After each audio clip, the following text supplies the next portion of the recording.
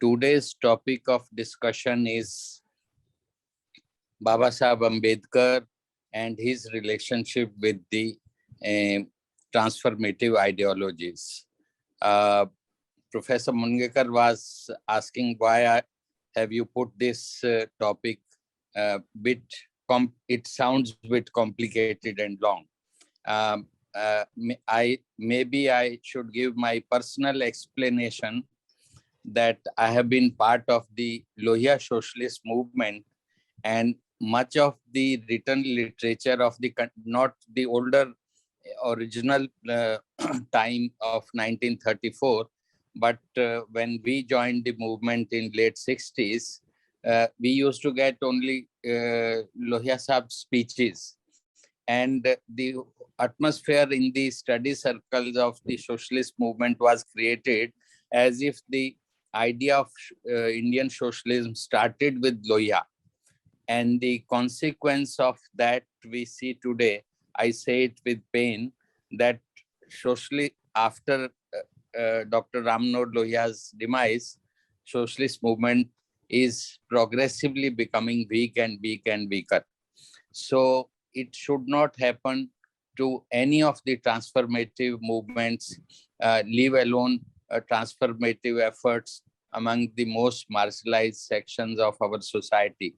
For that matter, we realize the importance of icons and inspiring figures, but just deification there without going into the content of what they said and believed in, without going into the interlinkages, without contextualizing what they said at that time and its contemporary relevance in present times. These are necessary ingredients in the debate if the movement has to remain alive. So we would like that two speakers who have thought about these issues a great deal, they speak with this kind of perspective, which I have discussed with them. And in fact, the topic came to my mind after my discussions with them. So this is to give the background to rest of the audience. Today, I'll first request Ajit ji, and it will be good if they divide the language in two parts. Ajit ji speaks in Hindi, and then Professor Mungekar speaks in English, if that is okay with Ajit ji. जितने सवाल और संदर्भ विजय प्रताप जी ने रखे हैं, उन सब की चर्चा करना तो एक चर्चा में आधे घंटे में तो संभव नहीं होगा, लेकिन ये चर्चा की एक महत्वपूर्ण दिशा है और इसके बारे में लगातार बात करनी चाहिए। और इसके बारे में बात करना सिर्फ संवाद के लिए या अंतर संबंधों के लिए जरूरी नहीं है, बल्कि किसी भी राजनीतिक विचारक या राजनीतिक नेता को ठीक से समझने के लिए भी जरूरी। और जब अंबेडकर की हम बात करते हैं तो कुछ चीजें तो बहुत स्पष्ट मान्यताओं के रूप में हमारे समाज में है। वो एक पहले जिसको आइकन कहते हैं, एक महार आइकन के तौर पे उभरे, फिर धीरे धीरे देश के दलितों का आइकन बने, फिर अब पिछले 20-25 साल में सबसे ज्यादा सम्मानित पहचाने जाने वाले एक राष्ट्रीय प्रतीक बने।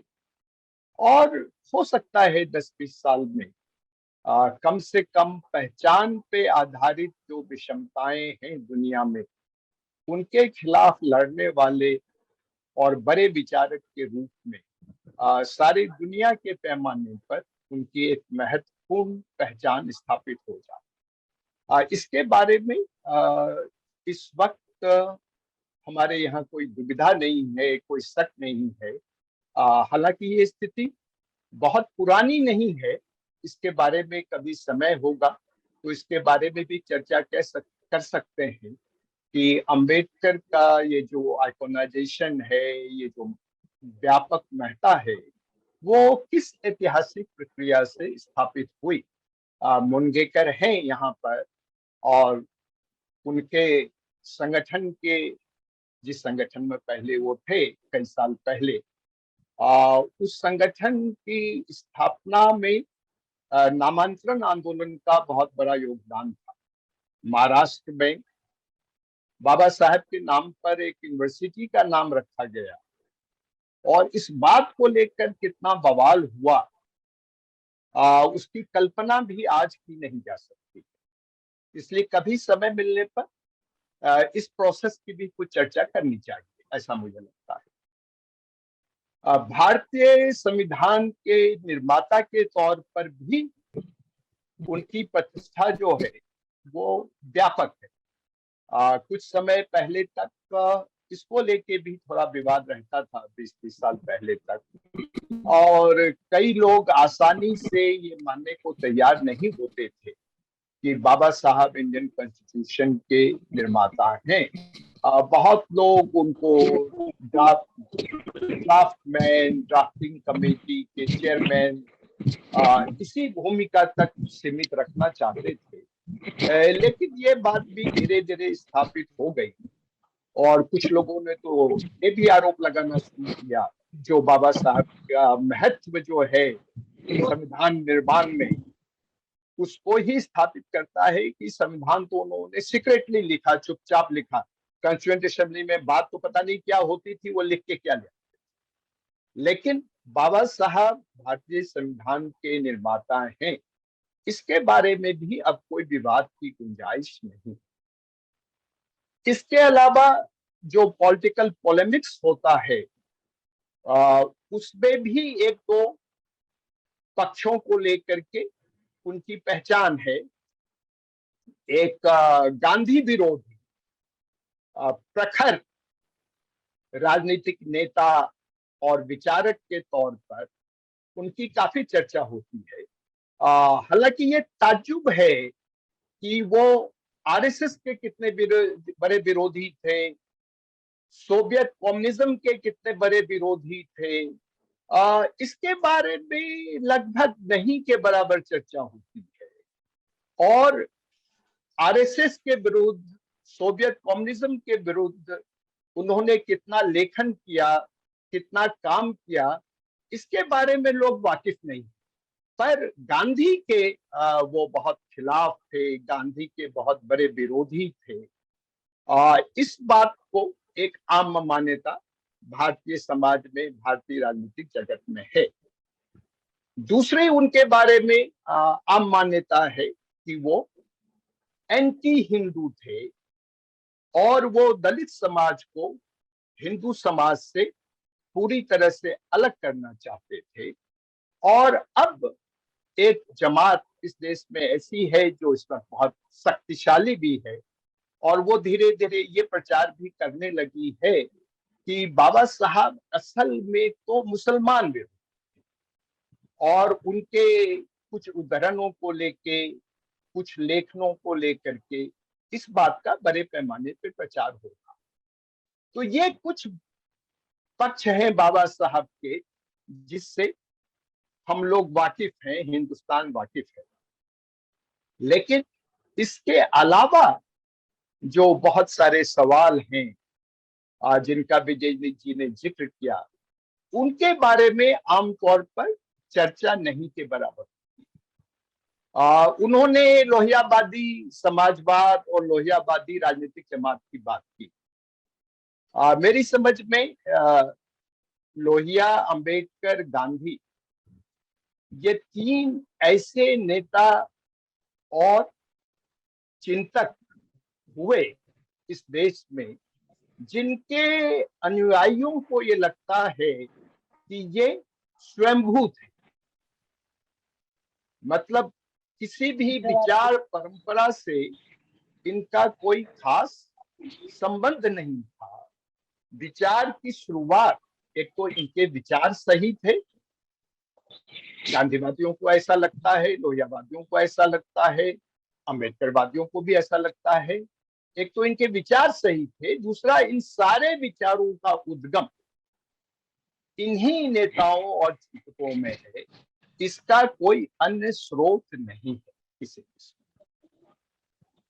और बड़ी मुश्किल से अगर किसी लोहियावादी से बात करें तो वो लोहिया को समाजवादी तो बोलते हैं, पर लोहिया समाजवाद की किस विरासत का हिस्सा है ये बतलाना बहुत मुश्किल हो जाएगा। गांधी की विरासत से तो कभी कभी जोड़ भी देंगे, मगर समाजवाद की किसी ज्ञात विरासत से जोड़ना उनके लिए संभव नहीं होगा, क्योंकि लोहिया ने समाजवाद की सभी ज्ञात विरासतों की बहुत भयानक आलोचना।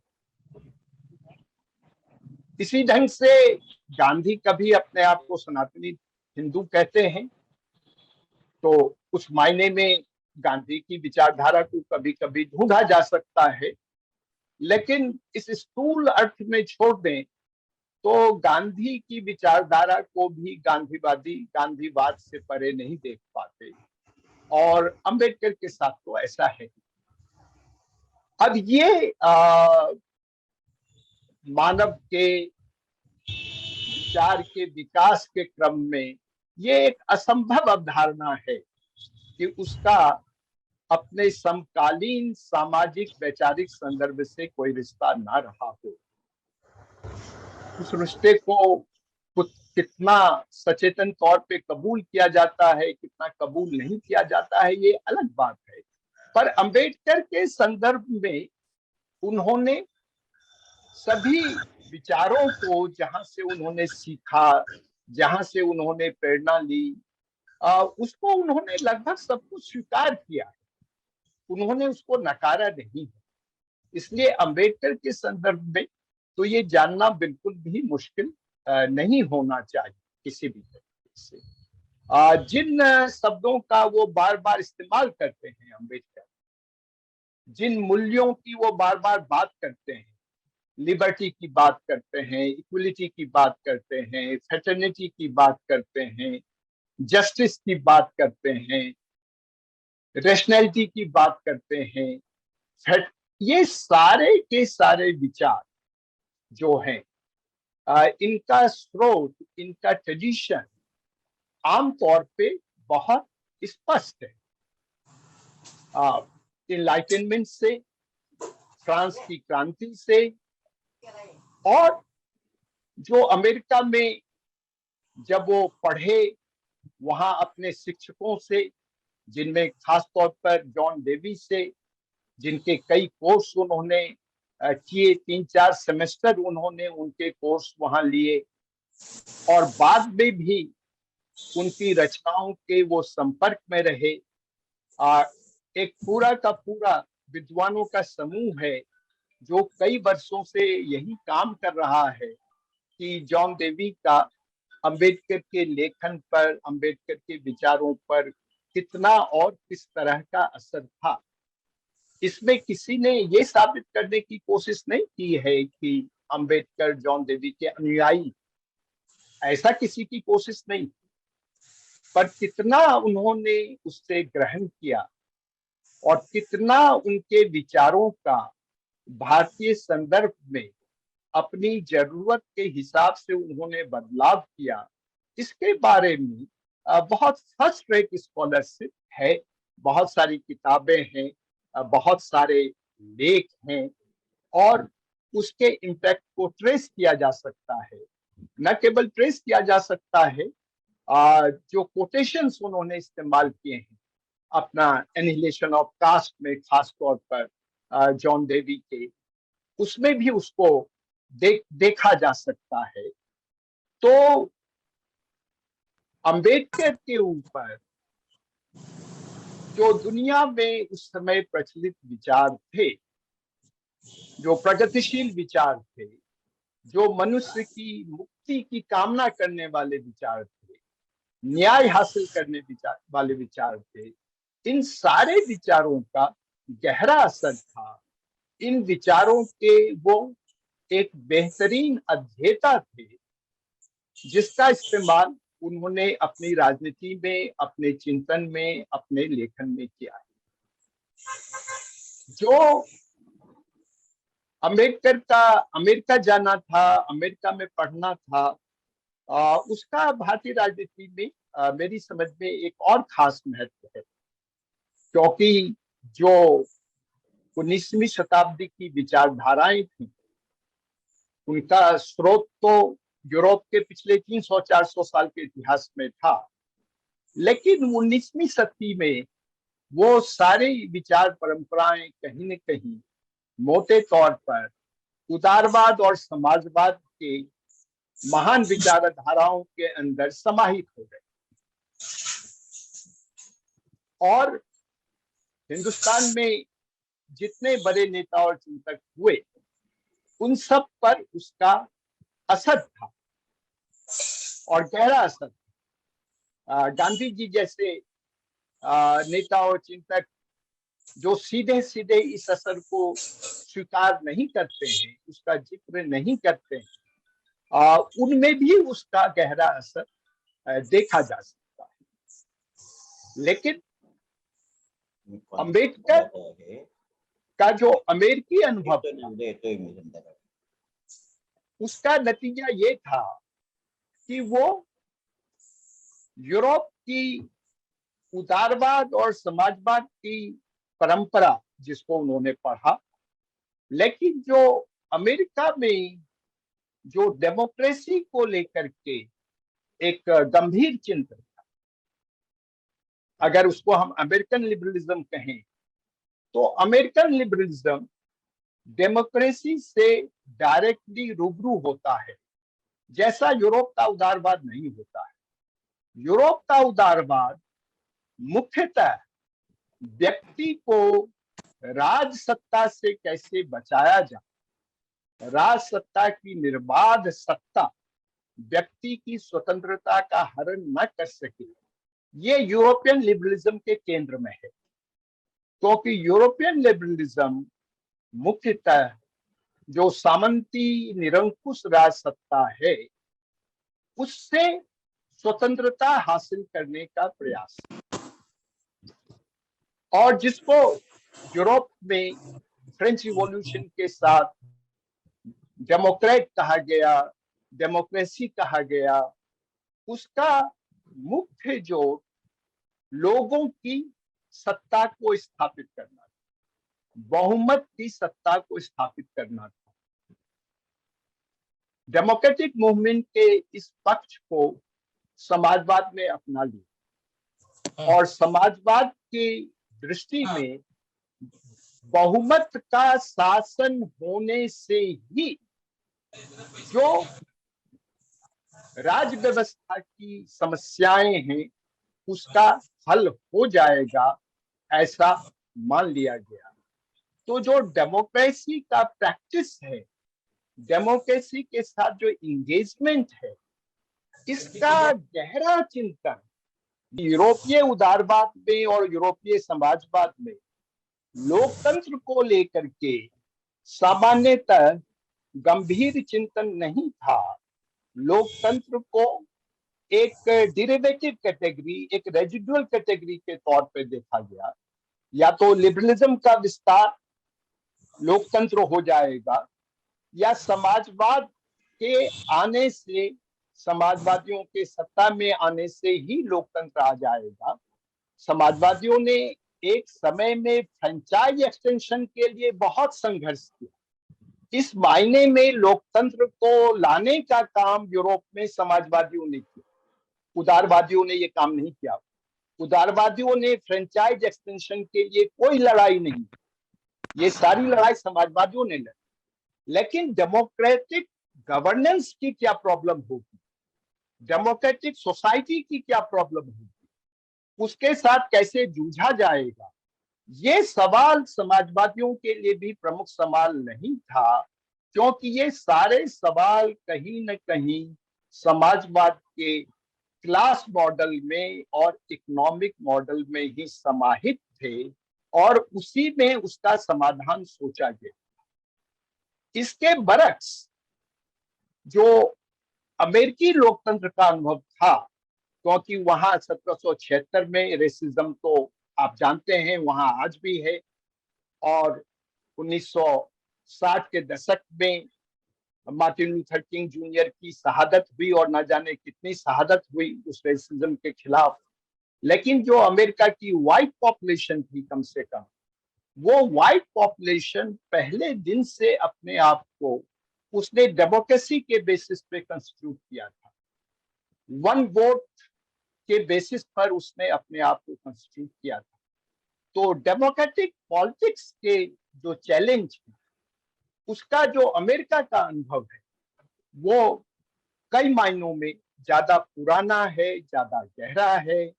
अमेरिकन स्कॉलरशिप में, अमेरिकन पॉलिटिक्स में डेमोक्रेसी के साथ डायरेक्ट एंगेजमेंट था। और जो जब कोलंबिया में अंबेडकर पढ़ रहे थे, तो अमेरिका के इस बौद्धिक परंपरा के साथ उनका गहरा संबंध स्थापित हुआ, जो जीवन भर चला। और उन्होंने जो लोकतंत्र के बारे में लिखा, पढ़ा, लोकतंत्र को जिस ढंग से कंसीव किया, उसमें उसका बहुत व्यापक प्रभाव देखा जा सकता है। किसी भी इंडियन पॉलिटिकल लीडर में अमेरिकन डेमोक्रेटिक एक्सपीरियंस का, या डेमोक्रेसी को लेके जो इंटेलेक्चुअल डिबेट्स थी अमेरिका में, उसका ऐसा गहरा असर देखा नहीं जा सकता है। हालांकि बाद में जयप्रकाश नारायण अमेरिका पढ़ने गए, और पर जब वो अमेरिका पढ़ने गए, उस समय अमेरिका में समाजवाद का काफी असर था। दुनिया में समाजवाद का काफी असर था, क्योंकि वो रशियन रिवॉल्यूशन के बाद वहां गए थे। तो उस समय समाजवाद के इतर किसी विचारधारा के प्रति उनके मन में कोई विशेष आकर्षण नहीं था। इसलिए American democratic debates, American democratic ideas की वो विरासत के वो वारिस नहीं थे जैसे अम्बेडकर। तो ये एक अम्बेडकर की यूनिक पृष्ठभूमि थी। पर इसका मतलब ये नहीं है कि उनका जो उदारवादी परंपरा थी, जो समाजवादी परंपरा थी, उसके साथ अम्बेडकर लगातार टच में नहीं थे। कुछ मैं बहुत छोटे छोटे उदाहरण दे करके अपनी बात स्पष्ट करूंगा। हम में से लगभग सभी जानते हैं कि 1936 में जब अम्बेडकर ने अपनी पहली राजनीतिक पार्टी बनाई, तो उसका नाम इंडिपेंडेंट लेबर पार्टी, और वो कास्ट बेस्ड पार्टी नहीं थी, वो क्लास बेस्ड पार्टी थी। और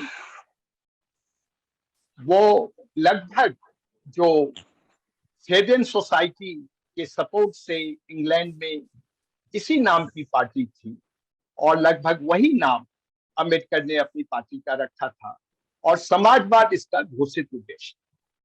अपने पॉलिटिकल कैरियर में लेफ्ट पॉलिटिकल फोर्सेस के साथ उन्होंने कई बार एडजस्टमेंट और अलायंस की भी कोशिश की। इसमें भी कोई शक नहीं है।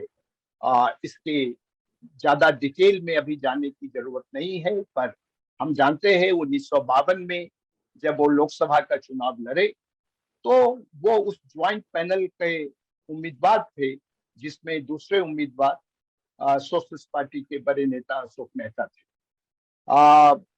लोहियावादी दायरों में लोहिया ने जो अंबेडकर से संवाद का प्रयास किया, इसके बारे में कुछ जानकारी है। हालांकि वो संवाद सीधा नहीं था, वो इनडायरेक्ट संवाद था, जो उनके देहांत से कुछ समय पहले ही शुरू हुआ था, और वो मुलाकात कभी हो नहीं सकी, वो चर्चा कभी ज्यादा आगे बढ़ नहीं सकी। पर ये मधुलिमीय शताब्दी वर्ष भी है, तो हमें ये ध्यान रखना चाहिए। मैं जिक्र करना चाहता हूँ कि बाबा साहब के देहांत के बाद मधुलिमी के नाम जो एक खत लिखा डॉक्टर लोहिया ने, हालांकि उस खत की अपनी लिमिटेशंस भी हैं, पर उस खत में उन्होंने उनके देहांत से कैसी एक संभावना का भी अंत हो गया, इसके बारे में बहुत दुख उन्होंने जाहिर किया। 1939 में ये जो कास्ट के साथ केवल उनको जोड़ा जाता है, उसके बारे में एक और मैं आपको नमूना देता हूँ। 1939 में जब इंडिपेंडेंट लेबर पार्टी के तरफ से लेजिस्लेचर के मेंबर थे, तो एक बिल उन्होंने रखा था, और वो बिल था बर्थ कंट्रोल के बारे में और पॉपुलेशन पॉलिसी के बारे में। और वो बिल इतना रेशनल था। उस समय में भारत में ओवर पॉपुलेशन को लेके चर्चा थी। वो चर्चा कितनी सही थी, कितनी गलत थी, उसके बारे में बहस हो सकती है।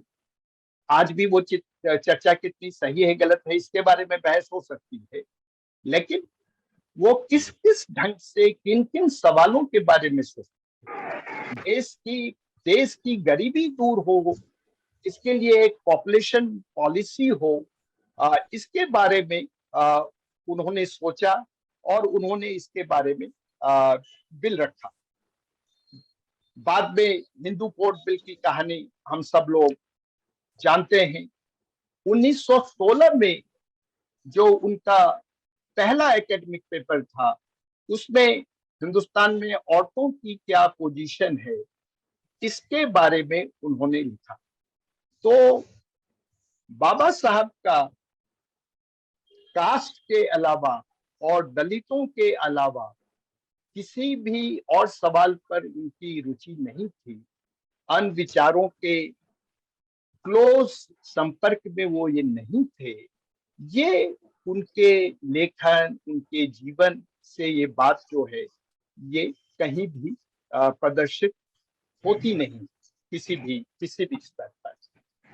जो बहिष्कृत भारत के नाम से 1927 में उन्होंने पत्रिका शुरू की, और उस पत्रिका का जो मास था, जिसको एजुकेट, ऑर्गेनाइज, एजुकेट, जो उनका 1942 का भी फेमस मैसेज है, मिशन मैसेज है, ये भी फेबियन सोसाइटी का मैसेज था। तो समाजवाद के साथ उनका काफी गहरा संबंध था। समाजवाद से उनकी काफी वाकिफियत थी, और अपनी राजनीति में, अपने विचार में वो उसको बार बार जगह भी देते थे। ऐसा नहीं है कि वो उसको वो जगह नहीं देते थे।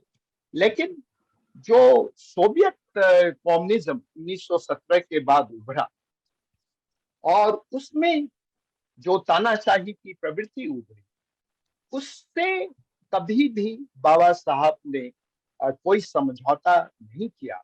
बाबा साहब के लिए फ्रीडम, लिबर्टी बहुत इम्पोर्टेंट था, और किसी भी तरीके से वो इक्वलिटी के नाम पर लिबर्टी या लिबर्टी के नाम पर इक्वलिटी, इसकी बलि देने को वो तैयार नहीं थे। वो इन दोनों मूल्यों को हमेशा साथ में लेकर के चलना चाहते थे, और इसलिए इंडियन कंटेक्स्ट में इस लिबर्टी और इक्वलिटी को, या फिलोसफिकल कंटेक्स्ट में भी इस लिबर्टी और इक्वलिटी को कैसे रिकॉन्साइल किया जाए, क्योंकि ये प्रॉब्लमेटिक है। ये कहना बहुत आसान है कि हम लिबर्टी भी चाहते हैं, हम इक्वलिटी भी चाहते हैं, इस कहने में कोई मुश्किल नहीं। हम फ्रीडम भी चाहते हैं, हम इक्वलिटी भी चाहते हैं, ये कहने में कोई मुश्किल नहीं है एक वैल्यू के तौर पर रियल सोशल प्रैक्टिस में, रियल पॉलिटिकल प्रैक्टिस में इसको कैसे रियलाइज किया जाए साइमल्टेनियसली, ये एक बहुत डिफिकल्ट सवाल। और सारी दुनिया का हिस्टोरिकल एक्सपीरियंस बताता है कि ये डिफिकल्ट सवाल है, इसका कोई रेडीमेड आंसर नहीं है। जो समझे गए थे इसके रेडीमेड आंसर, वो आंसर कहीं भी कामयाब नहीं है। और जहां कामयाब भी होते हैं तो हमेशा वो वल्नरेबल रहते हैं, हमेशा वो मुश्किल में रहते हैं। आप 2 कदम आगे बढ़ते हैं तो कभी भी 4 कदम पीछे जा सकते हैं। इसलिए इन दोनों को एक साथ रियलाइज करने के लिए लगातार सोचने की और लगातार एक्ट करने की जरूरत होती है। और बाबा साहब इस प्रॉब्लम के साथ लगातार इंगेज थे और लगातार उन्होंने इस दिशा में काम करने की कोशिश की। एक तो इसका उन्होंने लगातार आगाह किया कि ये किसी भी हालत में एक के लिए दूसरे को छोड़ा नहीं जा सकता है। इसलिए उन्होंने लगातार ये कहा कि मैं ऐसे किसी समाजवाद को नहीं मानता हूँ, और जो भी समाजवाद इस किस्म के विचारों का प्रतिपादन करता है वो फॉल्स अल्टरनेटिव है, वो एक गलत विकल्प है, और मैं उसका मुकाबला करूं। जितनी शिद्दत से उन्होंने, जिसको अब हिंदू ऑर्थोडॉक्सी या ब्राह्मणिकल ऑर्थोडॉक्सी कहते हैं, जो भारतीय समाज में व्यापक था, जिसके असर आज भी हम देख सकते हैं, उसको खत्म करने की जितनी उन्होंने कोशिश की, जितना उन्होंने विरोध किया, उसी ढंग से उन्होंने तानाशाही वाले समाजवाद को भी एक फॉल्स अल्टरनेटिव कहा। इसको रिकॉन्साइल करने के लिए उन्हें लगा, दो बातें पे वो बहुत जोर देते हैं। कभी समय होगा तो उसके बारे में विस्तार से भी बात कर सकते हैं। एक तो वो डेमोक्रेसी को एक वे ऑफ लाइफ के तौर पर, और यहाँ पे भी कई स्कॉलर जॉन डेवी का असर देखते हैं उनकी भाषा में, कि एक वे ऑफ लाइफ के तौर पर मानते हैं। वो केवल उसको एक कॉन्स्टिट्यूशन के तौर पर, एक फॉर्म ऑफ गवर्नमेंट के तौर पे नहीं देखते। इसलिए वो एक डेमोक्रेटिक सोसाइटी, एक डेमोक्रेटिक वे ऑफ लाइफ, एक डेमोक्रेटिक कल्चर की बात करते हैं, जिसको लगातार कल्टीवेट करना पड़ता है, लगातार जिसको डेवलप करना पड़ता है, लगातार बिल्ड करना पड़ता है। इसमें इंडिविजुअल को उसकी रिस्पॉन्सिबिलिटी से अलग नहीं किया जा सकता, हर इंडिविजुअल को वो प्रैक्टिस करना पड़ेगा। तो वो इंडिविजुअल रिस्पॉन्सिबिलिटी पे भी जोर देते हैं। और इसीलिए उनका एक बहुत फेमस वो है जो कॉन्स्टिट्यूएंट असेंबली में भी उन्होंने कहा, पार्लियामेंट में भी कभी उन्होंने कहा कि मैं, जो लक्ष्य है हमारे, उसको हासिल करने के लिए जिस विचारधारा से भी मुझे अच्छी चीजें मिलती हैं, मैं उसको ले लेता हूं, उसको मैं ले लूंगा, कहीं से भी ले लूंगा। इसलिए उनको प्रैग्मेटिस्ट भी कहा जाता है, अपॉर्चुनिस्ट के सेंस में नहीं, जिस सेंस में वो अपने लक्ष्यों को हासिल करने के लिए तरह तरह के स्रोतों का इस्तेमाल करना चाहते थे, इसलिए उनको प्रैग्मेटिस्ट भी कहा जाता है। जॉन डेवी को भी अमेरिकन प्रैग्मेटिस्ट कहा जाता है। प्रैग्मेटिज्म की अमेरिका में एक बहुत बड़ी इंटेलेक्चुअल ट्रेडिशन भी है उसके। और इस डेमोक्रेटिक कल्चर को, इस डेमोक्रेटिक वैल्यू को, इस डेमोक्रेटिक वे ऑफ लाइफ को वो फ्रेटर्निटी के साथ, वो भातृत्व के साथ जो फ्रेंच रिवॉल्यूशन के 3 बड़े लक्ष्यों में से एक लक्ष्य है। और वो कहते हैं जब तक फ्रेटर्निटी नहीं होगी, अगर हम सब एक दूसरे को एक मानेंगे, अपने जैसा नहीं माने, अपना हिस्सा नहीं माने, बिना फ्रेटर्निटी की फीलिंग के लिबर्टी जो है वो कभी इक्वलिटी को ला नहीं सकती, और बिना फ्रेटर्निटी के फीलिंग के इक्वलिटी कभी लिबर्टी को ला नहीं सकती। ये बाबा साहब ने स्पष्ट तौर पर लिखा है।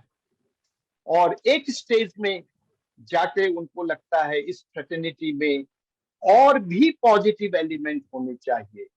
फ्रेटर्निटी भी अपने आप में शायद वो पर्याप्त अभिव्यक्ति नहीं है, जिस किस्म का भाव वो हर इंसान में दूसरे इंसान के बारे में, हर देशवासी के मन में दूसरे देशवासी के बारे में भरना चाहते हैं।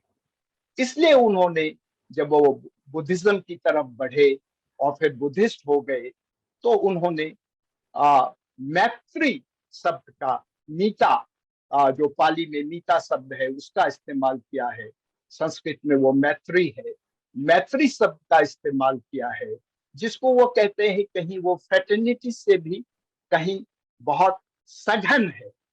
और बुद्ध की अहिंसा को वो कन्वेंशनल अहिंसा के तौर पे नहीं देखते हैं, वो उसको सबसे प्रेम करो, इसके रूप में उन्होंने देखा। और इसलिए आ, वो राइट स्पीच जो है बुद्ध का, उस पर वो जोर देते हैं। और उसमें जो वो बातें कहते हैं, ये कहते हुए मैं उसके दो तीन सेंटेंसेस बोल करके अपनी बात खत्म कर दूंगा, अगर मुझे वो कोटेशन अभी इस वक्त मिल जाएगा तो। आ, वो उसमें कहते हैं कि आप जो भी बोले, जो भी बात कहें, वो इस ढंग से ना कहें कि किसी को भी बुरा लगे। ऐसी बात ना, अपने दुश्मन के बारे में भी आपके मन में कोई बुरा भाव नहीं होना चाहिए, और आपको कोई बुरी बात अपने दुश्मन के बारे में भी नहीं कहनी चाहिए। और कई बार, कई परिस्थितियों में यूनिटी को बनाना, आम राय को बनाना कितना जरूरी है, इसका जिक्र जब उन्होंने कॉन्स्टिट्यूएंट असेंबली में ऑब्जेक्टिव का रिजोल्यूशन रखा गया जवाहरलाल नेहरू के द्वारा, जिसमें बहुत सारे अमेंडमेंट्स रखे गए थे, उनके खुद के बहुत क्रिटिसिज्म थे उसके बारे में, पर फाइनली उन्होंने खड़े होकर कहा कि हमको इसको यूनानिमसली पास करना चाहिए, और हमको ऐसा काम करना चाहिए कि हम सब एक साथ मिलकर आगे बढ़ सकें। और इसके लिए हमें ध्यान रखना चाहिए कि हम कुछ इस तरीके से अपनी बात कहें, कुछ ऐसी बातों को मान लें, कुछ ऐसे कॉन्सेशन दें जिससे कि इस बड़े काम में एक सामूहिक राय बन सके। तो ये जो डेमोक्रेटिक प्रैक्टिस है, डेमोक्रेटिक ओरिएंटेशन है, डेमोक्रेटिक एटीट्यूड है, ये उनकी थिंकिंग में एक सेंट्रल एस्पेक्ट है। इसका मतलब ये नहीं है कि वो लिबर्टी को सेक्रीफाइस कर सकते थे या जस्टिस को सेक्रीफाइस कर सकते थे। ये मेरे कहने का मतलब ये भी नहीं था कि कास्ट क्वेश्चन उनके लिए सेकेंडरी क्वेश्चन था। वो तो उनका एक प्राइमरी क्वेश्चन था, लिबर्टी में, जस्टिस में, इक्वलिटी में, सब में। जो हिंदुस्तान का कास्ट क्वेश्चन, ग्रेडेड इनइक्वलिटी जिसको वो कहते थे, वो क्वेश्चन तो रिजॉल्व होना ही चाहिए। लेकिन अंबेडकर केवल कास्ट क्वेश्चन के चिंतक नहीं थे, केवल कास्ट क्वेश्चन के थ्योरिटिशियन नहीं थे। अंबेडकर का वैचारिक फलक बहुत बड़ा था, और अंबेडकर कम से कम हिंदुस्तान के लिए एक एक अन्यतम इंटेलेक्चुअल और कल्चरल रिसोर्स है, जिसका इस्तेमाल लगभग नहीं के बराबर किया गया है, अंबेडकर वादियों के द्वारा भी और दूसरों के द्वारा भी। धन्यवाद। धन्यवाद अजीत जी। मैं प्रोफेसर भालचंद मुनगेकर जी से आग्रह करूंगा कि वह अपनी बात रखें। Vijay, thank you very much, and I'm extremely happy that you organized this discussion. I also thank you, as we discussed, that you could manage to have Professor Ajit Shah mistrust, and I listened very carefully about the views he has expressed about Ambedkar's contribution to India's building rather modern India. Practically every aspect has been touched by Ajit, and he has helped me a lot in my task of presenting Ambedkar's ideologies and Ambedkar's ideological relations with uh, other ideologies.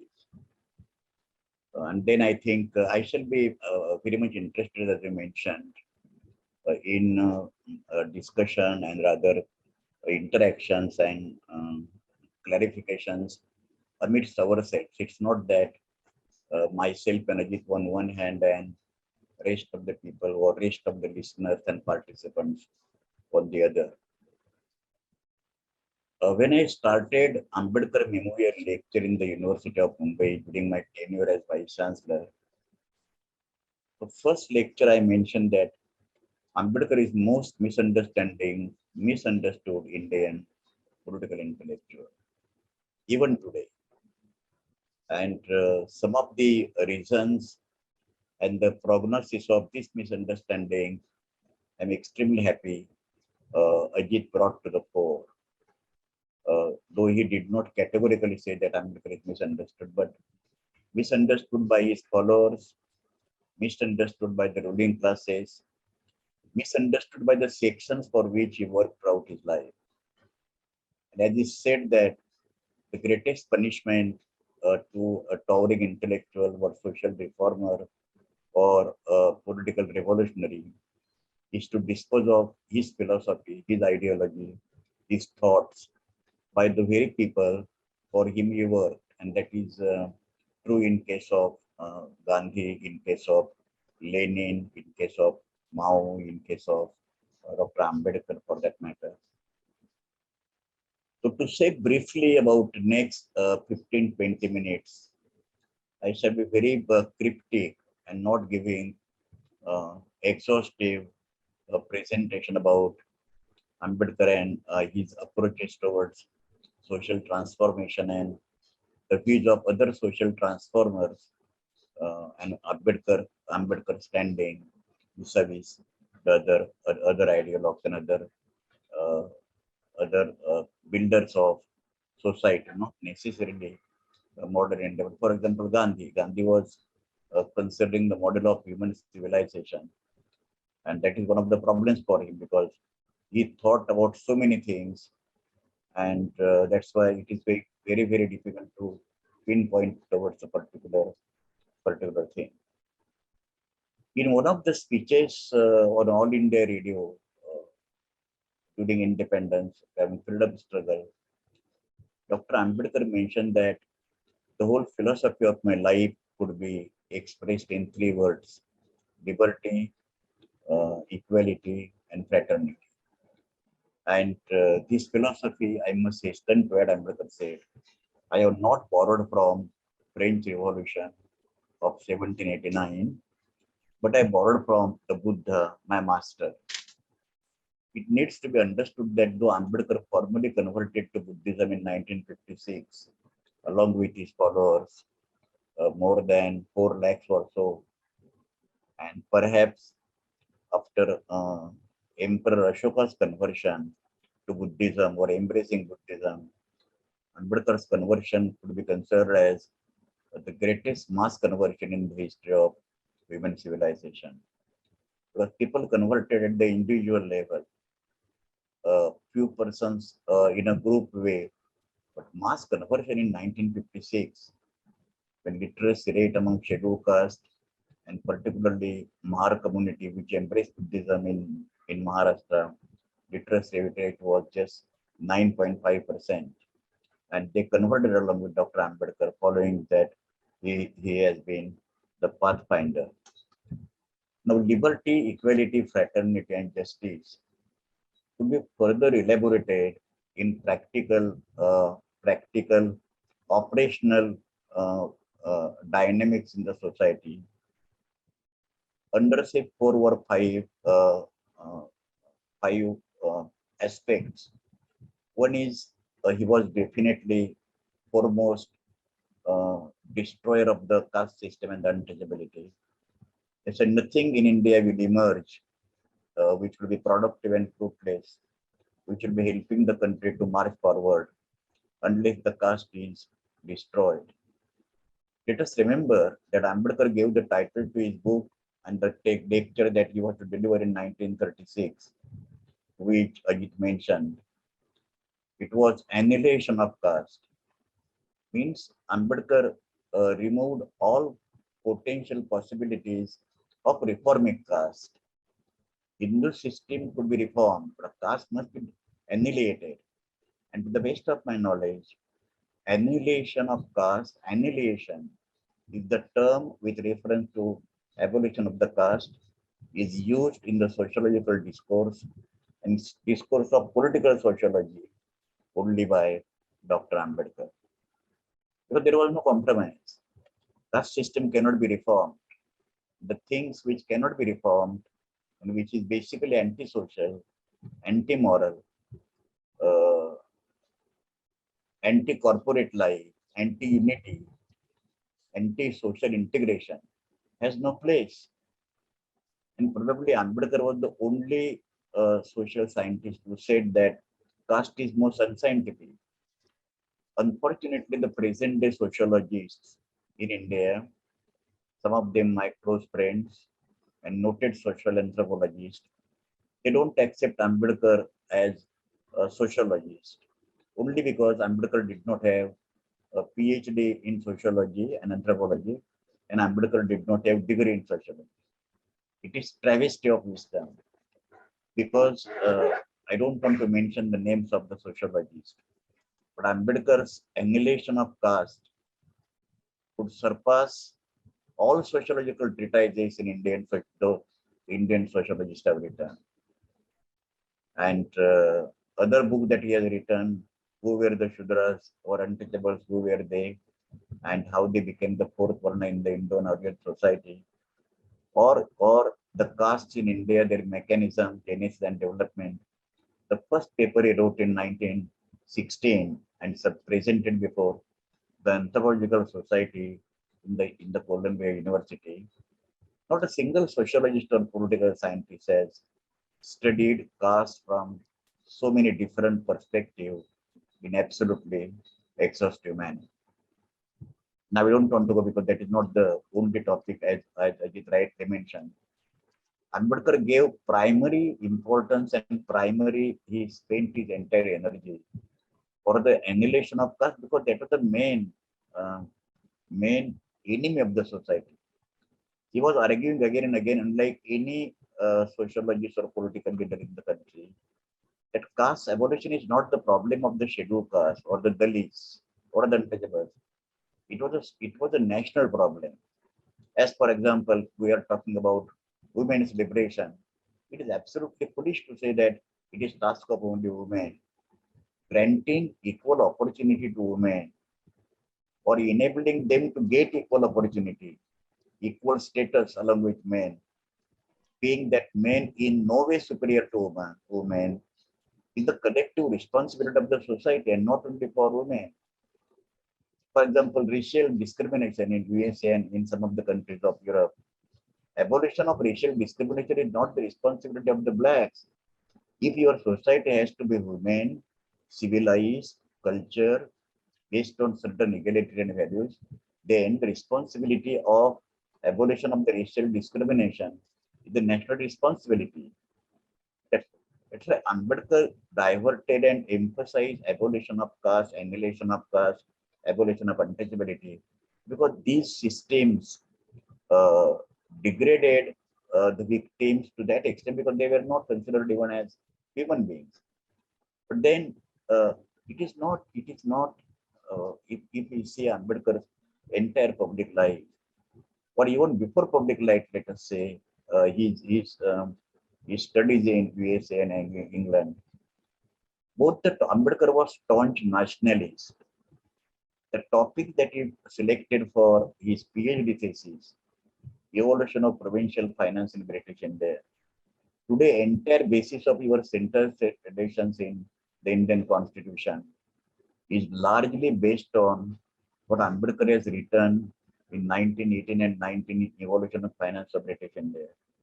Professor Seligman was his supervisor, and he said that though I do not agree with Ambedkar with respect to all the conclusions he has drawn, I cannot but say that Ambedkar brought fresh air to the topic under consideration. That's why he was staunch nationalist. He was visualizing once India gets freedom, what kind of central state financial relations must come into existence. Same is the case with his PhD dissertation, which he presented in London School of Economics, the problem of rupee. Now it is a very, very technical and terse economic exercise. And he was joining the debate with Lord Keynes. The problem of rupee and its origin and its solution is a reply to Mr. John Maynard Keynes, the greatest economist of the first part of the 20th century. Keynes' general theory of employment, interest, and money is the Bible so far entire new economics is concerned. And then simply Ambedkar's argument was that the rate of exchange should not be fluctuating so much that we could go for inflation, because inflation will be a price rise. Okay, uh, that will be hurting poor more than rich.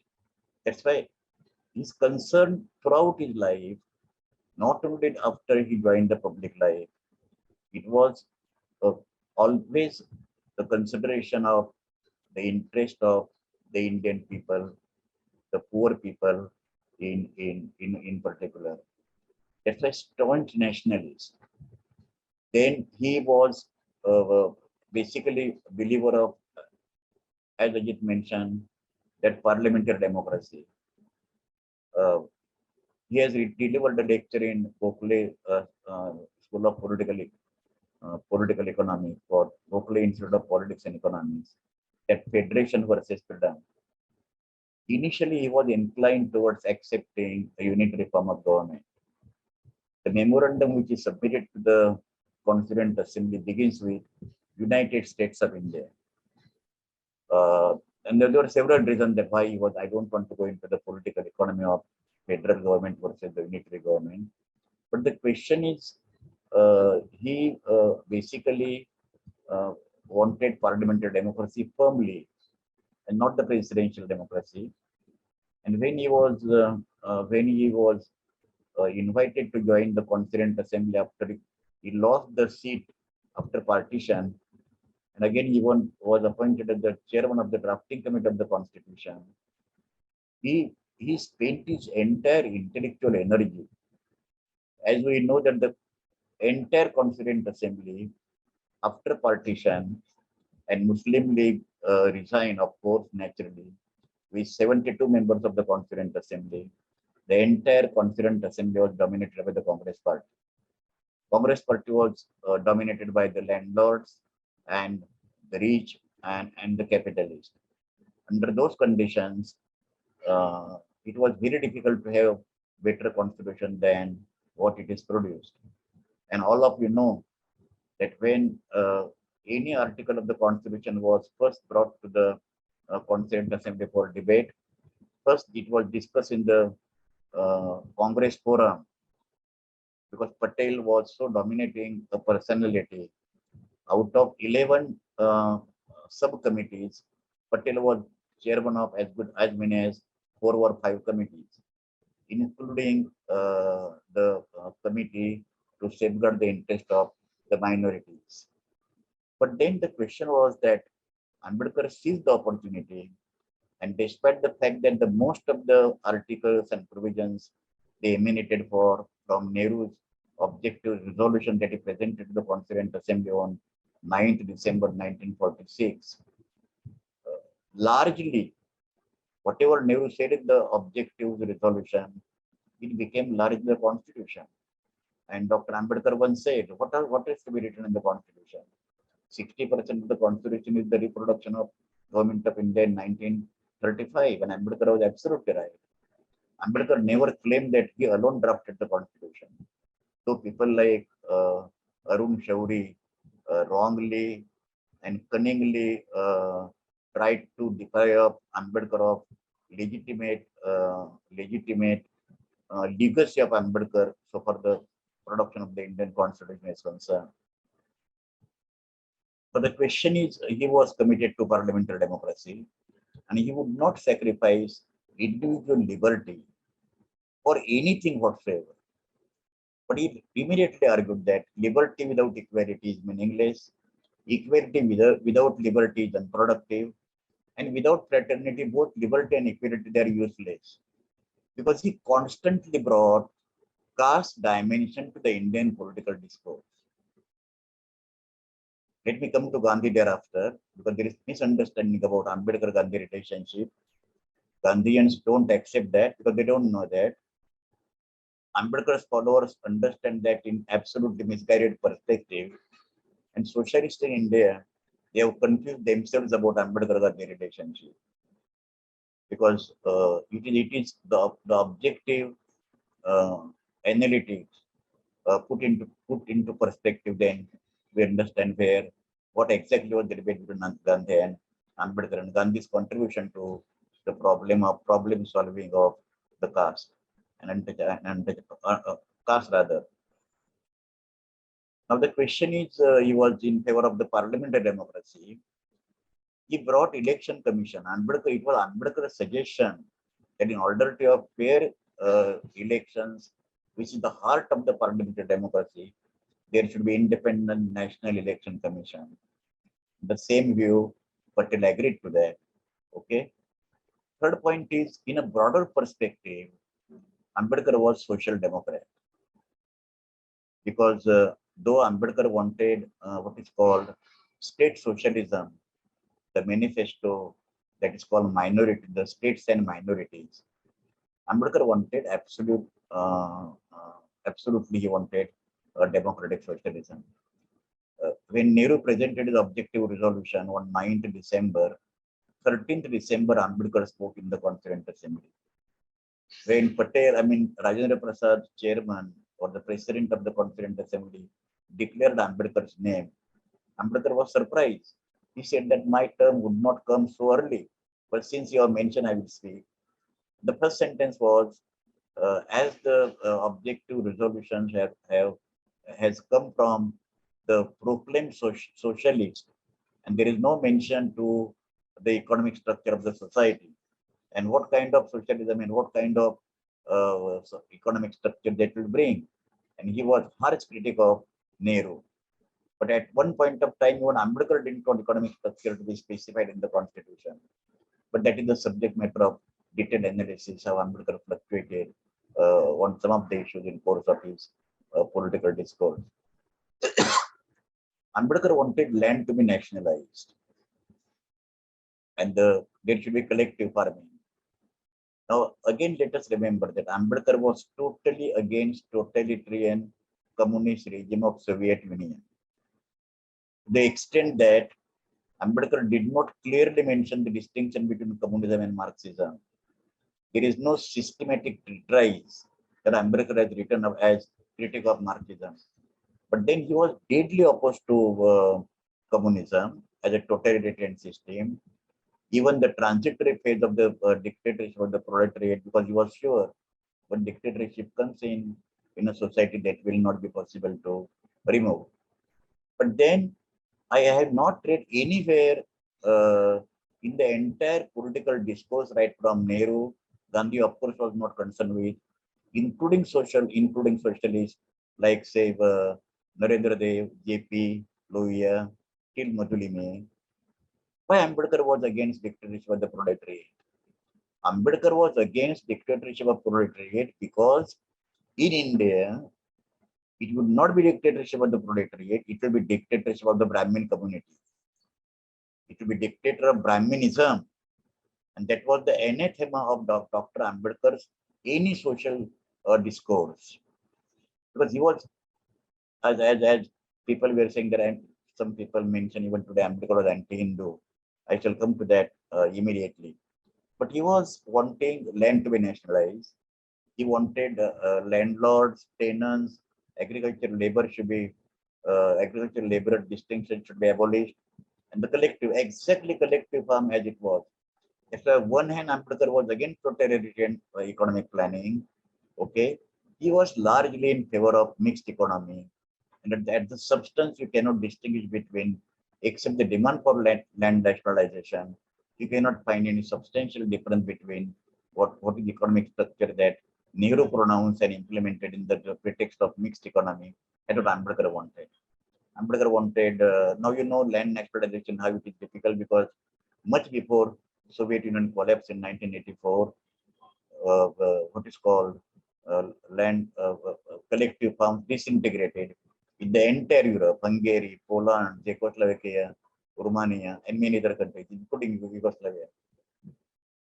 But Ambedkar's essence was if land is concentrated in the hands of few persons, few landlords, even more production of food grains would not be able to satisfy the hunger of the people.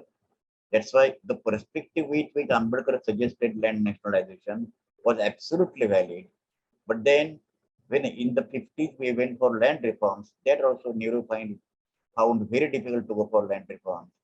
You know, the number of legislations in the first 5 years in the Supreme Court and various high courts was about right to private property. That's why it was impossible to go for national naturalization. And because right to property was the fundamental right. And also you might be knowing, many of you, that the 24th Amendment to the Constitution, it was Golaknath versus the state of Punjab.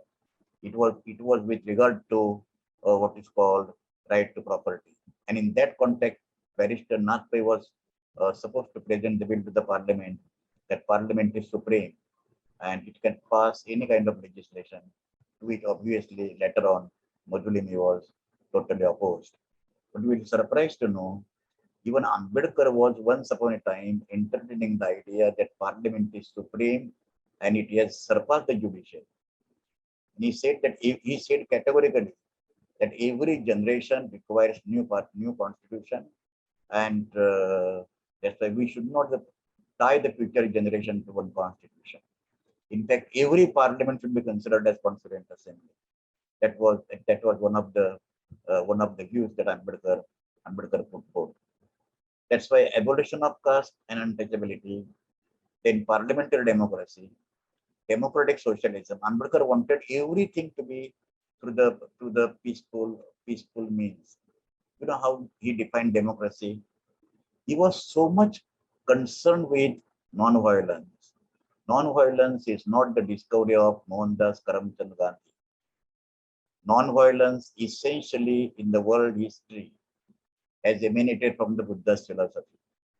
Satyagraha is the invention of Mahatma Gandhi. Non-violence is the invention of Buddha. Gandhiji's greatest contribution and legacy is that non-violence is transformed into a political weapon and political instrument, because he was convinced of two things. One, being follower of Ruskin and Tolstoy, he was convinced about non-violence as a creed. Okay, and second, he was sure as a statesman, as a successful politician, perhaps the most successful politician in the first 50 years of the world politics. Gandhiji understood very well India cannot fight through arms and through violence against the British imperialism. And that was the discovery, that led to the discovery of Satyagraha, according to me, my understanding of Gandhi's idea of Satyagraha. Now the point is Ambedkar also, because everything Ambedkar wanted is peaceful means.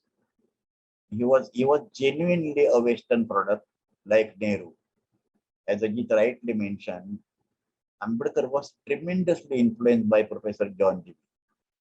If Russell was the greatest philosopher of the first 50 years of the Britain, John Dewey was the greatest political philosopher of the first 50 years of United States of America. And when, despite the fact that Ambedkar was student of political economy, he attended several lectures and highly influenced by the political philosophy of Professor John Dewey. I could say to the extent that he was disciple of Buddha, Kabir and Pule. So profound influence Professor John Dewey was. And in that context, Ambedkar defined democracy in the following way. And I quote, that democracy is a form of government where a basic social transformation is possible without shedding a single drop of blood.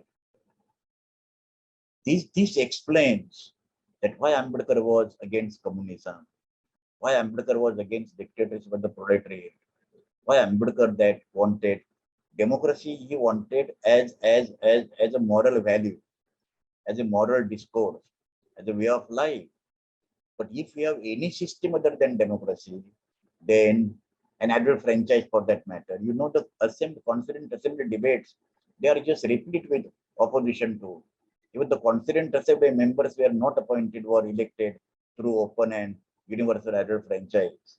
The right to choose the members of the parliament, that was restricted, both. on the privileges and particularly economic privileges. Now, these abolition of caste untouchability, then parliamentary democracy, democratic socialism, women's emancipation, Hindu Code Bill. Now, even today, kind of, I don't want to discuss because as it mentioned, but today, the kind of, even after 75 years of independence, this society has not accepted equality between men and women. I should modestly say that after sufficiently reading about the evolution of human civilization over a period of time, there is not a single instance to prove that men are superior to women.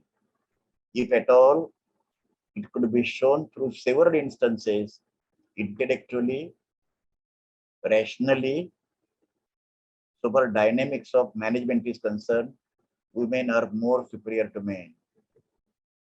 There are a number of instances. Okay, that's why, and he resigned in the Code Bill. But one misleading feeling about why he resigned from Hindu parliament or Nehru's cabinet must be understood. There is a wide belief that Nehru turned cold feet toward the passing of a Hindu Code Bill. And that's why Ambedkar resigned. Ambedkar resigned because of several reasons. One prominent reason, of course, was not passing of Hindu Code Bill. But then it is greatest injustice to Nehru to say that Nehru did not try for getting uniforms, that is Hindu Code Bill passed. Let us remember clearly, after reading the Constituent Assembly debates, it was Nehru's systematic attempt to get the Constitution passed the way it has been passed. Conservative elements were dominating the Constituent Assembly. Communal elements were dominating the Congress party. There was tremendous opposition from all reactionary sections to the Hindu Code Bill. Now they are demanding uniform civil code. That is just because to corner the Muslim, because Muslims are having some reservations about uniform civil code. I will mention briefly what the position of Muslims, whether it is right or wrong. There was tremendous opposition from outside.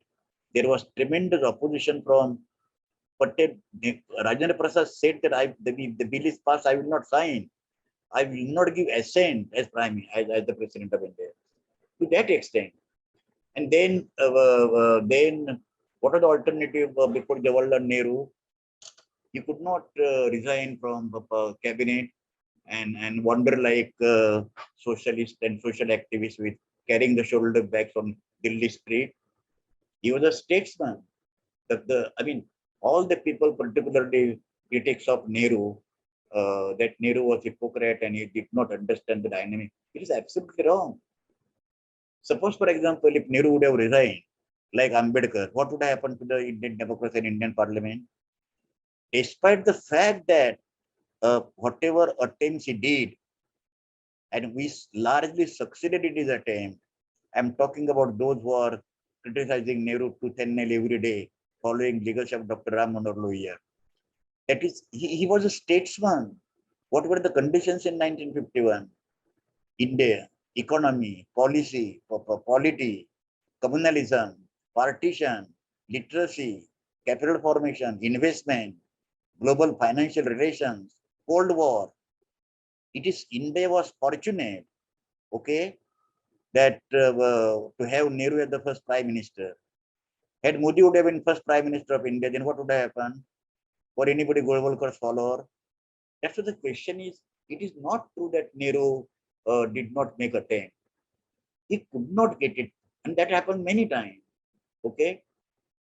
In 1936, because I'm saying this because on certain issues how Nehru and Ambedkar were converging, how there was convergence, and there is some convergence between Gandhi and Nehru. In 1936, when Faizabad Congress, Nehru was president, first president in 1929, Lahore session, second president May, Faizabad session 1936, and then Nehru said that I'm socialist, and socialism is the only solution not only to India, the world problems of hunger and unemployment. Next day, people wrote letter to Nehru, Mr. Jawaharlal, you are a socialist, and you are free to have socialism. India is not a socialist country. Congress is not socialist, and Congress doesn't believe in socialism. Under that condition, the freedom which Ambedkar had to resign, that freedom, unfortunately for Nehru, or fortunately for us, Nehru did not have. But then Ambedkar was staunch supporter of, defender, crusader. Now, unfortunately, the women, upper caste, Brahmin, intermediate caste, the women literate, educated, academics, professors, vice chancellors, bureaucrats, not a single upper caste woman admits that Ambedkar was their defender. This is hypocrisy. For them, Ambedkar was just Dalit leader. And Ambedkar recognition is that he brought on the reservation and killed the spirit of merit. Because Indian society, what Indian society has given to Ambedkar? Other than humiliation, insult, degradation, apathy, and discrimination, he tolerated everything. And he said, I'm Indian first and Indian last. That's why emancipation of women was the hardcore. When I'm talking about ideological perspective of Dr. Ambedkar. And the last obviously was humanism, which is the greatest virtue of all philosophers, all scientists, including Einstein. It's not the monopoly only of social scientists and political leaders. And this humanism, ultimately Radical Humanist Party, Manavendranath Roy established, denouncing Marxism and communism and everything. That is another story altogether. But then humanism was integral part. That's why these five were the basic principles we can say of Dr. Ambedkar's core ideological perspective. Now, briefly, let me mention, because I don't want to take very much time, what was Ambedkar's approach towards other system builders? Let us take first case of Marx. I mentioned to you that Ambedkar did not write any serious critique of Marxism. Let us take the first thing. Marx believed in materialistic interpretation of history. Now, whether it is right or wrong, but he said that matter gets primary importance. Material problems of the people. Now, there was correspondence between Hegel and Marx. Now, I don't want to go into the details, but they never mentioned that economic factors are, if not material factors, are everything. But those who have pursued some amount of philosophical discourse would know that Hegel gave too much importance to consciousness and primers to consciousness to the extent that mind decides everything.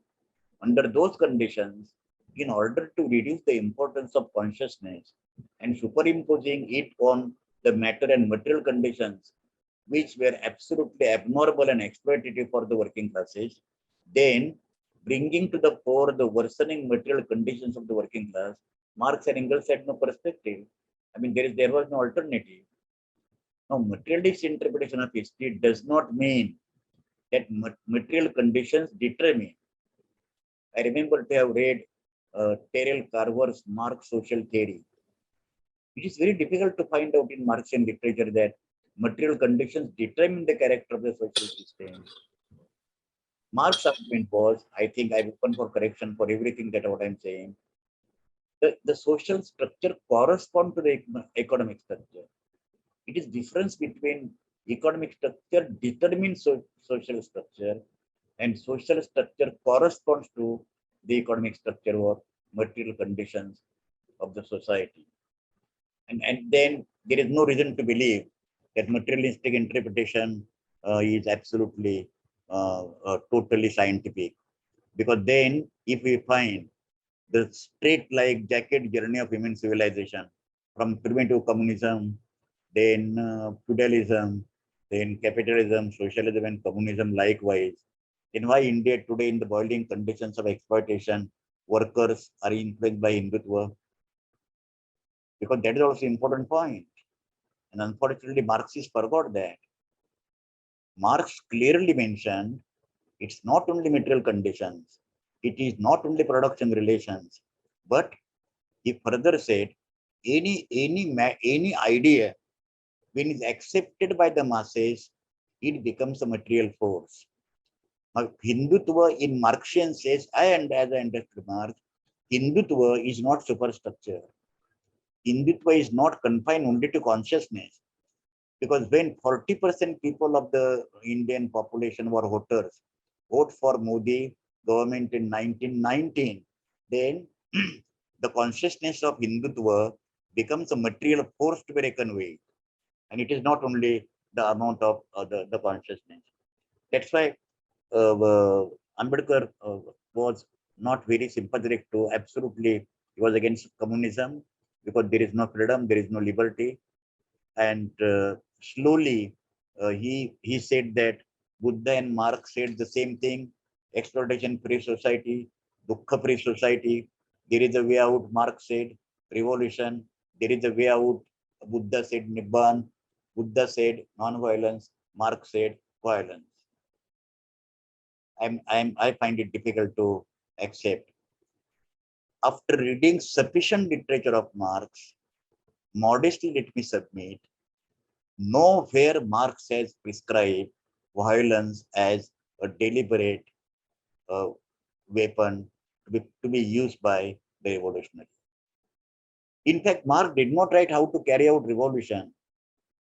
It was Lenin, and had Lenin not been there, Marx and Engels would have been dead much earlier. The question is that Marx's exploitation and Buddha's dukkha, they are two different things. Buddha's dukkha is emanating from the greed of the individual. Marx's exploitation is arising out of the ownership of the material production in the hands of few people, that is capitalism, that is bourgeoisie is the term. But then Ambedkar's concern was that he was opposed to totalitarian society at broad sense that we should take at that level. Because what happens is, if we considered a universal or whatever its applicability, a comprehensive socio-political, cultural, ideology and philosophy, okay, then understanding Marx is indispensable. One may differ with, because that is the dividing line so far the study of human civilization is concerned. As in economics, studying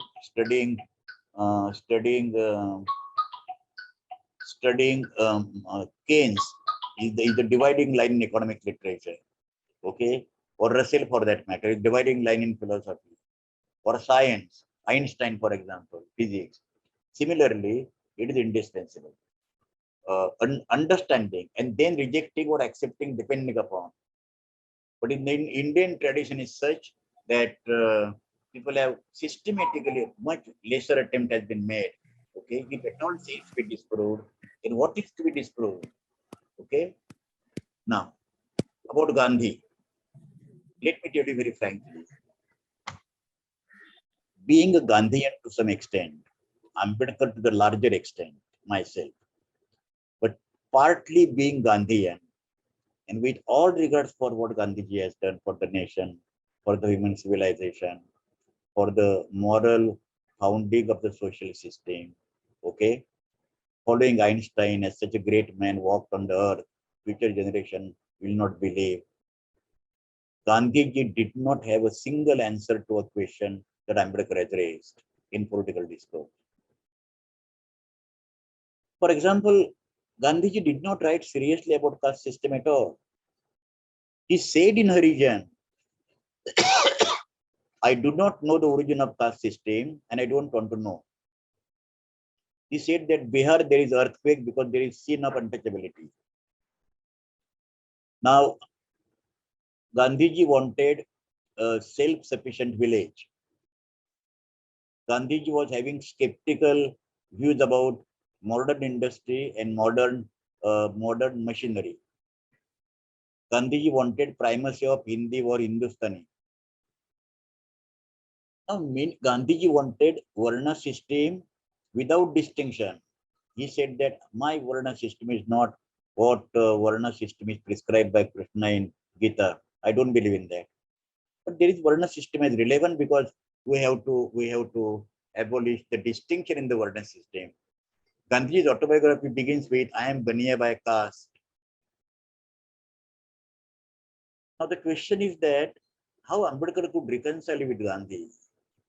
And let me tell you very frankly, seriously for your consideration, if Ambedkar would not have demanded separate electorate in 1932 or 1931, the second roundtable conference, Gandhiji would not have paid any attention to Ambedkar throughout his life.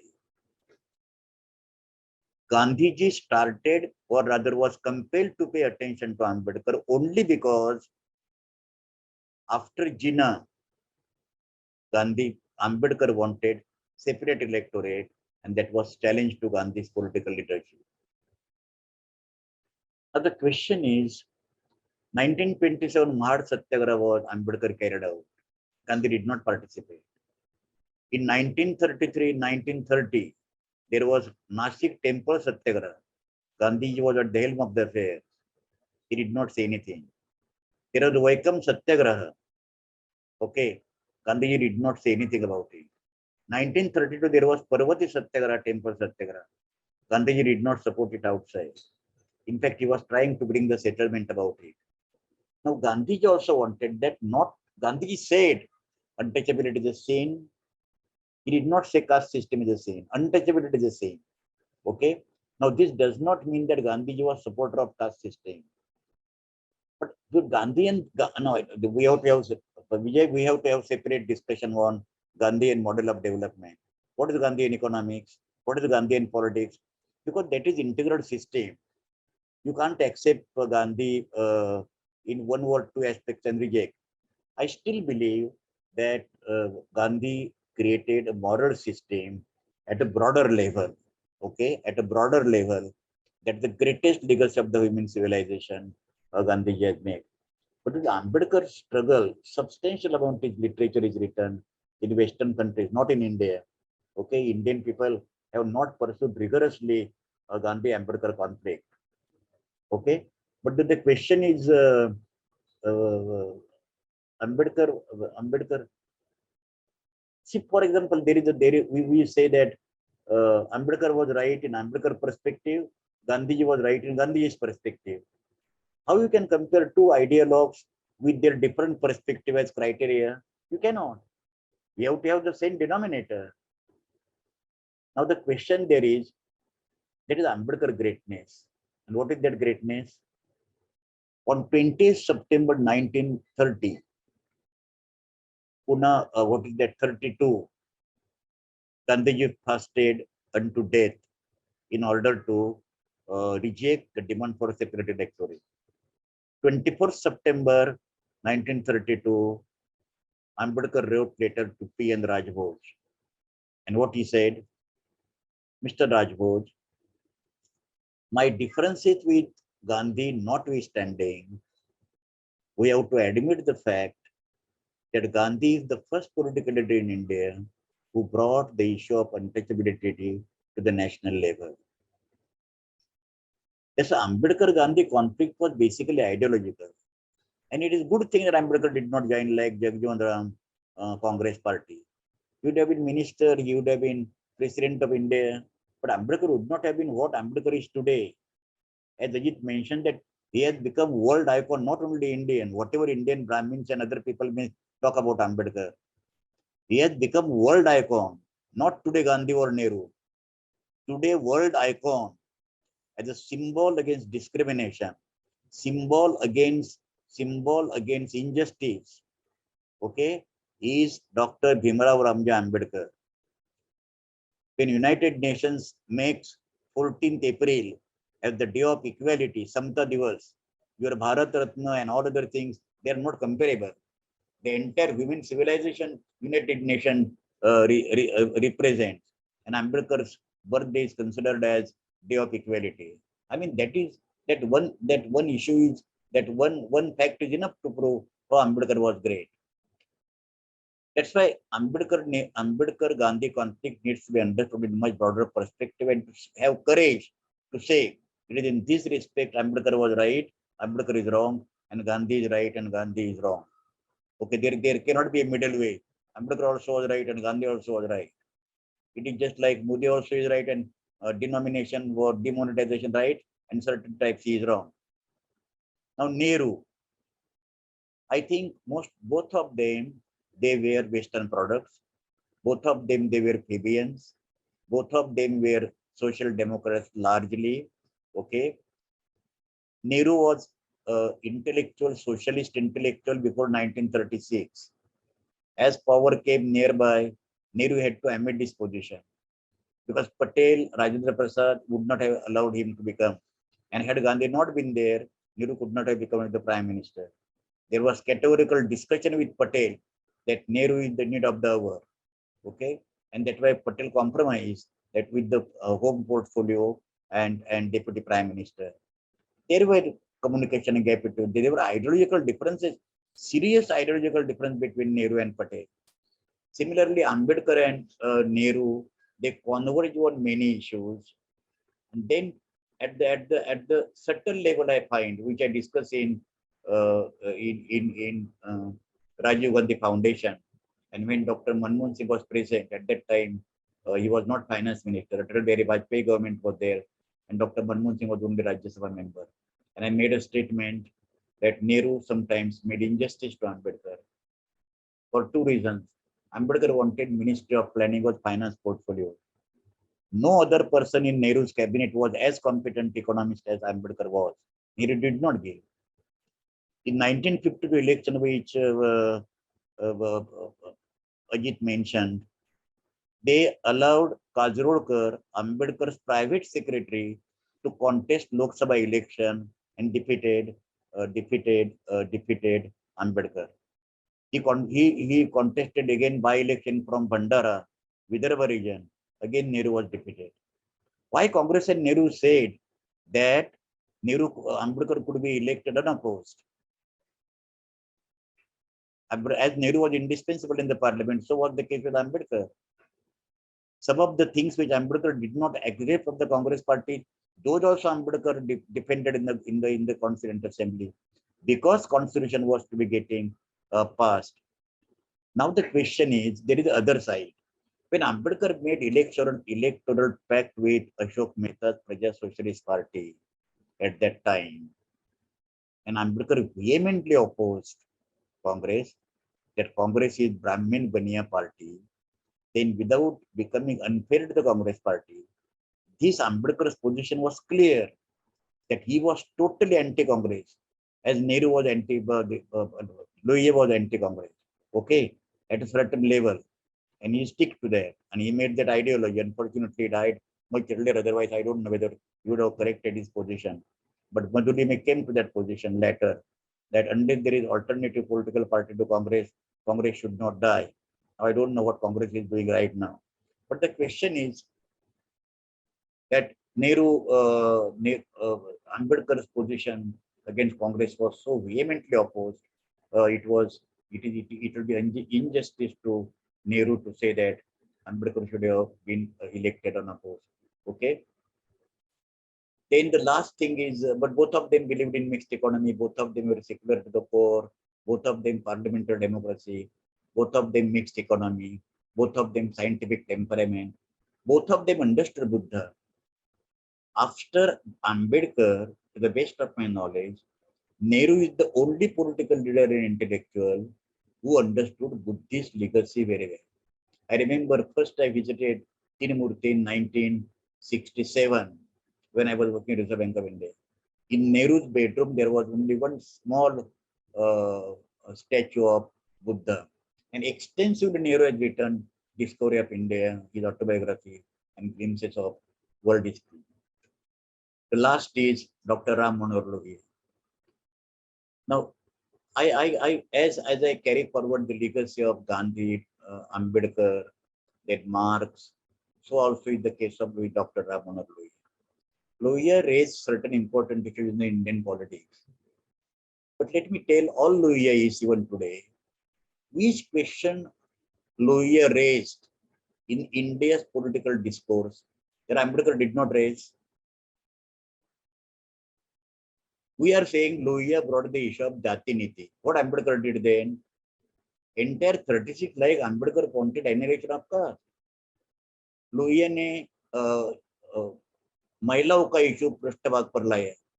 Ambedkar brought Hindu code base. That's why my only point is, see, not a single Indian socialist intellectual or socialist tradition, or anybody for that matter, developed a coherent theory of socialism, including Indian socialism. Okay? They have discussed the problems in Indian condition. Lohia said, Samajwad Kala Gora. Lohia is that Marx, Gandhi, and socialism. Okay? The first chapter is economic after Marx. They have written, including JP, why socialism? Okay? Ashok Mehta, democratic socialism. Brilliant lectures, democratic socialism, Ashok Mehta has delivered. Absolutely brilliant. Once upon a time, it was in my mind to reprint that. I'm still thinking, but I'm only hesitating because I have to write forward to that for introduction and making it relevant to the contemporary India. But Louis Nehru, the JP's Why Socialism in 1936 and Ashok Mehta's Democratic Socialism, they were the brilliant discourses. And yet both of them to consider in quote that what is called theory or ideological coherence, it is very doubtful to prove with that sense of confidence. But then, as Ajit mentioned, both Lohia and Dr. Ambedkar, they were in correspondence with each other. Okay. And they, unfortunately, they could not personally meet. There was only correspondence, and perhaps new things could have arisen. Ambedkar has written, Dear Dr. Ram Manohar Lohia. Lohia has written, Dear Baba Saheb. Okay. With that kind of relationship. The last point, Ambedkar today is distorted by Hindu nationalists. One, they continuously argue that Ambedkar was against Muslims. This is travesty of truth. This is absolutely distortion. Ambedkar wrote Partition of India or Thoughts on Pakistan in 1946. He was convinced that the partition was inevitable, but he argued clear. Please remember, he was the only person, and to the best of my knowledge, I don't accept Lohia's theory, guiltiment of India's partition. They're holding Nehru and Patel alone responsible because they were very much in a hurry to assume the power. This I don't accept. But that is not my hypothesis today to disprove. The question is, Ambedkar has decided, wrote brilliant book, Partition is Inevitable in 1947. The process was culmination, but Ambedkar was categorical to argue that partition will not solve India's communal problem. And that exactly we are witness today.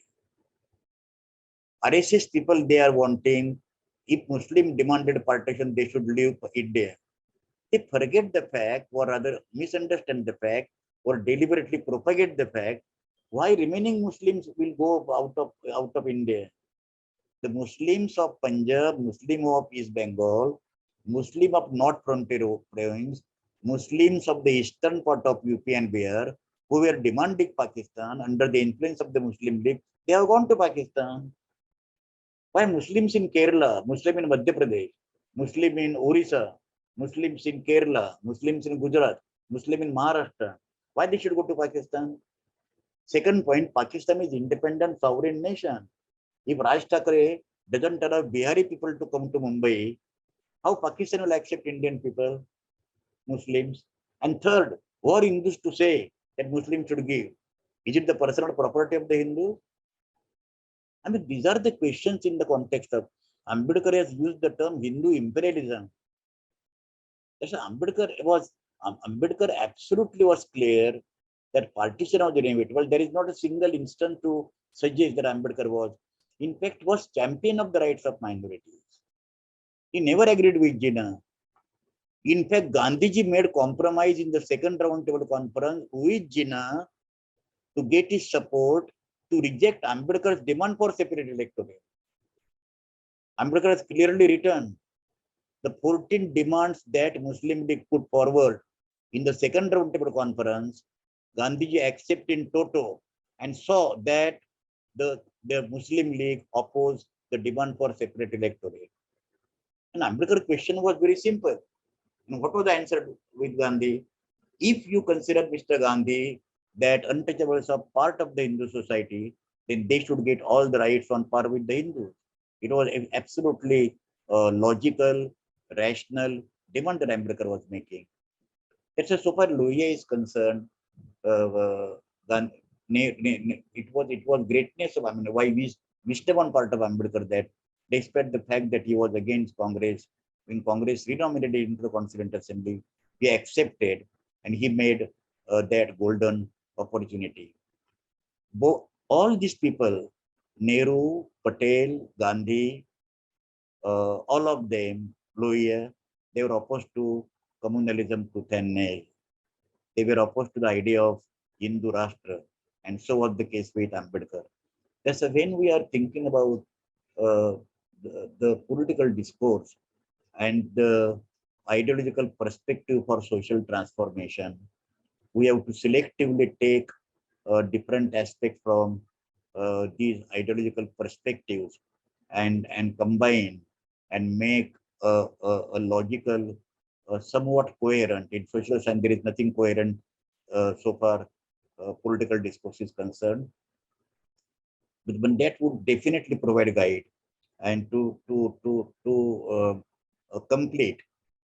In the parliament, I have mentioned when we celebrated 125th birth anniversary of Ambedkar in 2015, entire my speech I delivered what is fascism.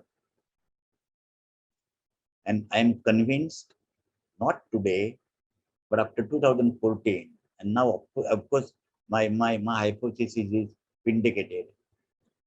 In the Congress session, which was attended by Mrs. Sonia Gandhi, in that conference, about 10,000 persons were there in Talkudra Stadium. And there I made the first sentence of my lecture was, India today is living in a neo-fascist state. We know in political science that Mussolini and Hitler, they were fascist states. Hitler called Nazism, and thereafter all the tendencies of fascism, they are considered as neo-fascist. The kind of logic, politics, slogans, rumors, rewriting history, perversion, distortion, and cornering Muslim every moment of the time is nothing but neo-fascism. And further to say, taking into account the social, political, and cultural dimensions of Hindutva, I'm convinced that Hindutva is Indian version of neo-fascism. There is no other alternative but to fight it. Those who want to celebrate Ambedkar, Gandhi, Nehru, Lohia, Patel, Jayaprakash Narayan, and the entire galaxy of the people in the country. Thank you very much. I'm very sorry that I have taken much time, but it was extempo. Thank you very much, Vijay and all others. Thank you, Mangekar ji.